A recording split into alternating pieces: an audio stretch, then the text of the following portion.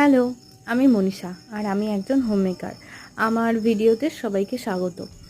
তো সেই দিন সকালে ৩টার ঠিক এরকমভাবে শুরু হয়েছিল। ছেলেকে স্কুল নিয়ে যাব বলে রেডি করিয়েছি আর ও তখন পাউডার মেখে বসে গেছে। তারপর সারাদিন অনেক কাজের মধ্যেই কেটেছে। দিয়ে সন্ধেবেলা গেছিলাম আমাদের কলেজের ফেস্টে। তো প্রথমে তো আমার ছেলে খুব ভালোভাবেই বসেছিল, তারপরে তার আর বসে থাকতে ভালো লাগছে না। তার কারণ এত সুন্দর পারফরমেন্স হচ্ছে, ও কি বসে থাকতে পারে? তো ও ঘুরে বেড়াচ্ছে। আর কলেজের ছেলেরাই সেই দিনকে পারফরমেন্স করেছে, এত ভালো প্রোগ্রাম করেছে ওরা, খুব ভালো লেগেছে।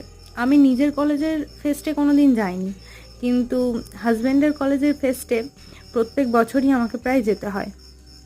আর ফেস্টে গিয়ে মন্দ লাগে না, বেশ ভালোই লাগে। নিজের কলেজের কথাগুলো বেশ মনে পড়ে, বন্ধুদের কথা মনে পড়ে, খুব ভালো লাগে। তো এই ছিল ওদের পারফরমেন্স, একটা তোমাদের সাথে শেয়ার করলাম।